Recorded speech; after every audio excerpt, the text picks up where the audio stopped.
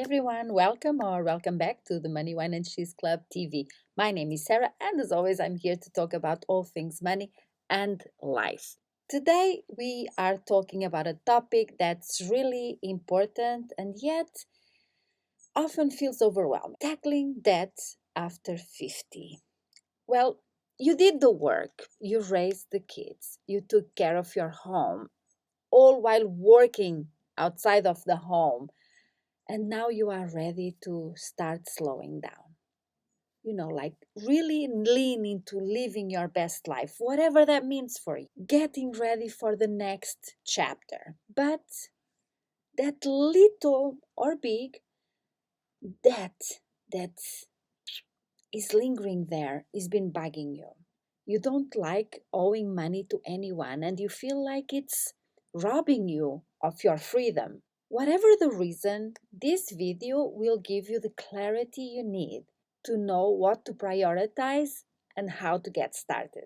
So let's dive in. First things first, assess where you're at. I keep saying this over and over again because this is like the most important step we can take. Take stock of every debt you owe. Credit cards, medical bills, student loans, mortgage, whatever it is you have going on, a personal loan, a loan you got from a brother, an aunt, whatever. Go over it and write it all down. Create a simple list of all the debts you have. Jot down interest rates, minimum payments each month. Knowing what you're working with is going to be the foundation of everything else, of how you are going to tackle this or you are going to approach this. So now, once you have done that, you have your list, prioritize high interest rate debt first.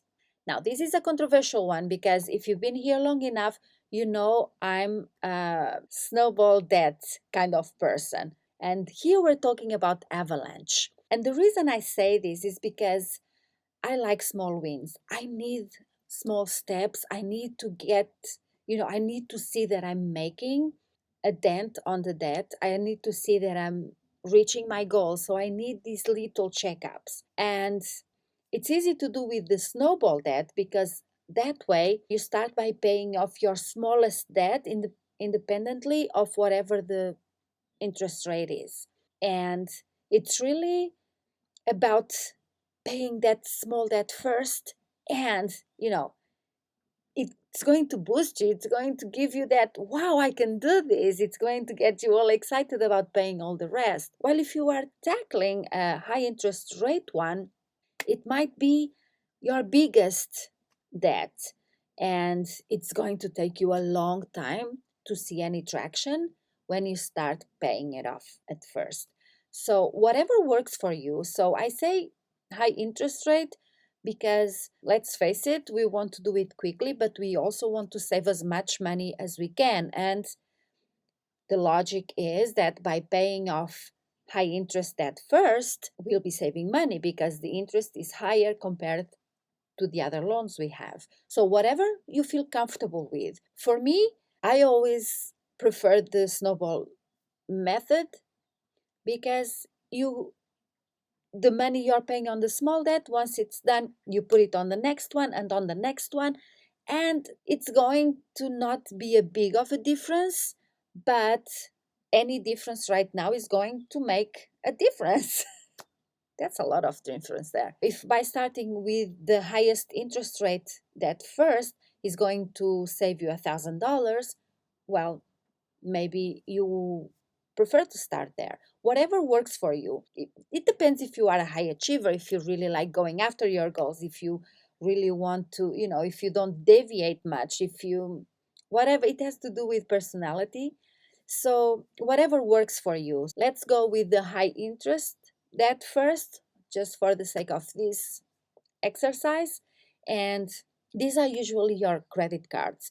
For example, a car loan or a personal loan, especially if they have some collateral, they will have a lower interest rate. It's the credit cards that have the highest interest rate, or sometimes a personal consumer loan that might be high as well. It depends. It's up to you to figure that out, which one has the highest interest, and put it at the top of the list and start tackling that one first. Either start with the smallest debt to gain momentum or tackle the highest interest to maximize savings.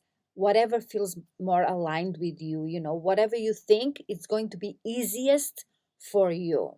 Now, if you still have a mortgage or a car loan, you may wonder if you should prioritize these. Generally, low interest rate loans, like many mortgages, don't need to be rushed. However, it's important to consider your retirement timeline and your comfort level with that. If eliminating your mortgage feels like the right choice, add it to your long term goals. But don't let it sidetrack you from those high interest debts. Those are the ones that you have to prioritize. Next, build a small emergency fund.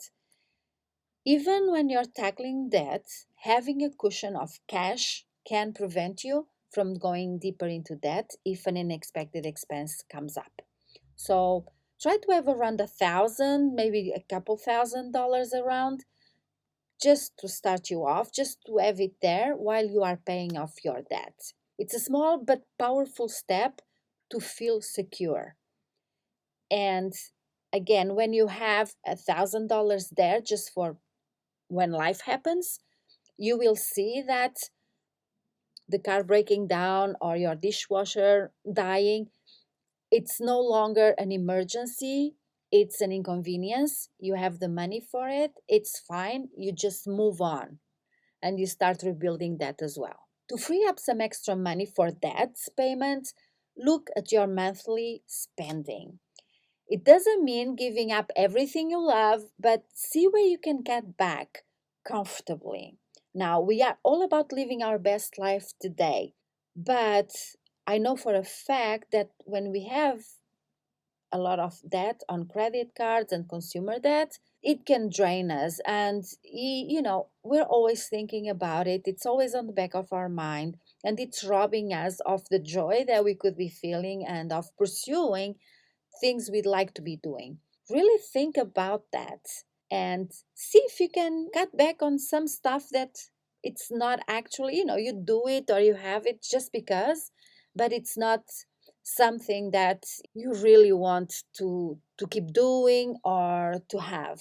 Maybe reducing going out to eat, cutting unused subscriptions, making small energy saving adjustments at home. Small changes like these can free up funds you can put toward your debt without making life feel restrictive. And this is important because you are here to live your best life. Now, don't underestimate the power of support.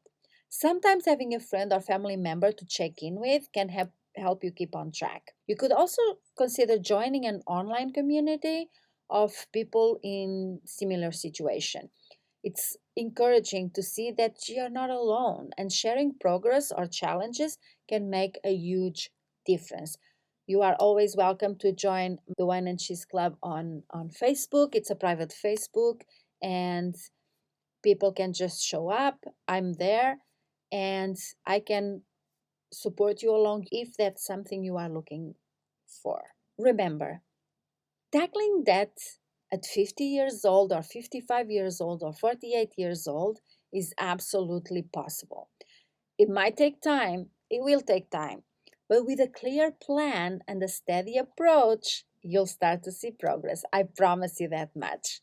Every dollar you pay off is a step closer to that freedom you are looking for, to that life you want to live. Take things one day and one payment at a time, and keep the big picture in mind. This is very, very important. A life with less stress and more peace of mind. There's no amount of money to pay that. And that's all I have for you today. Thank you so much. I hope these steps help you tackle that small or big debt that you have just lingering there. And, be serious about it and just get rid of it. That's the best way to go about it.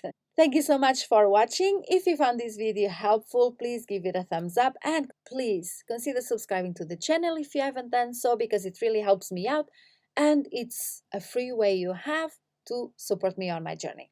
Thank you so much for being here, and I'll see you in the next video. Bye.